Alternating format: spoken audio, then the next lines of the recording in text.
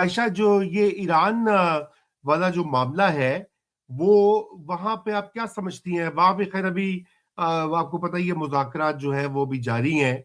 Back channel भी हो रहे हैं, सामने भी ओमान में भी हुए थे अभी।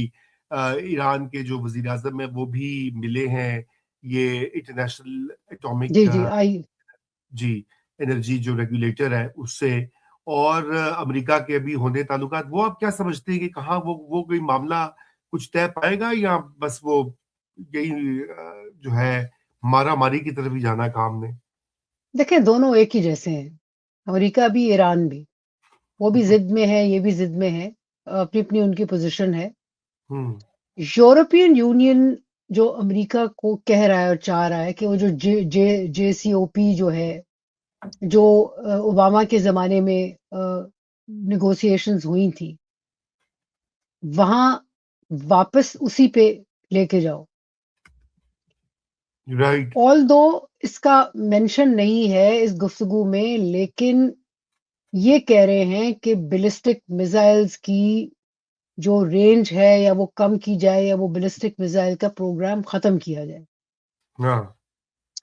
इसराइल तो चाहेगा कि खत्म किया जाए। यस। अमेरिका एडजस्ट कर लेगा with adjustment in in in in its exactly. Capacity. तो उसमें ये है कि ये चीज जो है बैलिस्टिक मिसाइल पे निगोशिएट ईरान नहीं करेगा। हम्म। Not possible. यही तो तो बात है ना, क्योंकि उसमें वो उसमें उसमें या फिर जंग होगी, ना कि हमला करेंगे। राइट। तो मिडल ईस्ट जो है ना वो it's at a very interesting strange point, बिल्कुल। जिसमें समझ नहीं आ रहा कि कहाँ जाएगा। It can be very unstable. जी। और वो इंस्टेबिलिटी जो है वो इंस्टेबिलिटी जो है वो अ, उसके लिए अमेरिका के लिए भी फायदेमंद नहीं है।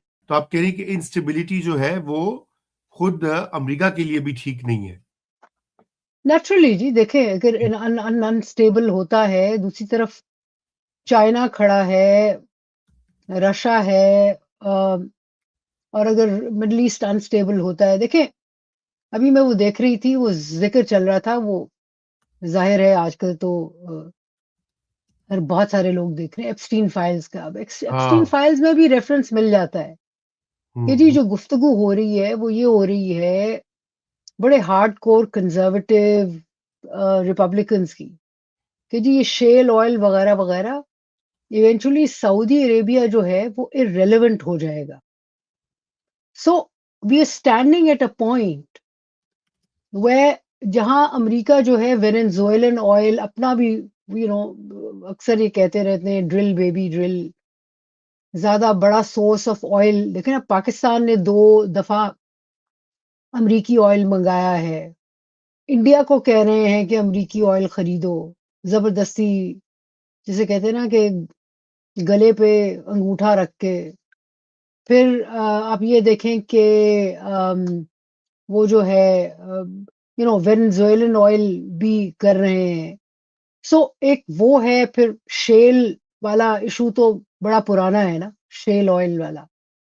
तो इवेंचुअली मिडल ईस्ट उस दहाने पे खड़ा है जहां it becomes, it was oil का जो एम्फेसिस है कम होने की वजह से, वेस्ट की अमेरिका की डिपेंडेंस कम उस ऑयल पे होने की वजह से उनकी वैल्यू वैसे कम हो रही थी। एक नई वैल्यू जो है मिडल ईस्ट में इज बीइंग रीनेगोशिएटेड, और उसमें ईरान जो है वो उसकी सिक्योरिटी या उससे जन्म लेने वाले अगर उस पे हमला होता है, जो मसाइल हैं वो किस तरफ मिडल ईस्ट को लेके जाते हैं। जी। 2 कैंप्स हैं क्लियरली, एक तरफ यूएई इसराइल का है और दूसरी तरफ सऊदी अरेबिया है, with rest of the, in a way broadly rest of the Muslim world. Right. तो अ, और कोई सऊदी अरेबिया ईरान की भी बड़ी कोई जिसे कहते हैं ना दोस्ती यारी नहीं है, लेकिन सऊदी अरेबिया समझता है कि ईरान पे हमले की वजह से एक क्राइसिस आएगा, एक chaos आएगा पूरे रीजन के लिए, जिसमें वो अफेक्टेड होगा। तो ये इंटरेस्टिंग है देखना कि जो रिपब्लिकन है, हार्डकोर कंजर्वेटिव अमेरिकन एस्टेब्लिशमेंट में है, वो इस सारी डिबेट को कैसे इवैल्यूएट कर रहा है। And right. इज ही और शी बॉदर्ड एट ऑल इस हाँ, क्राइसिस से? असल तो बात ये है। यस।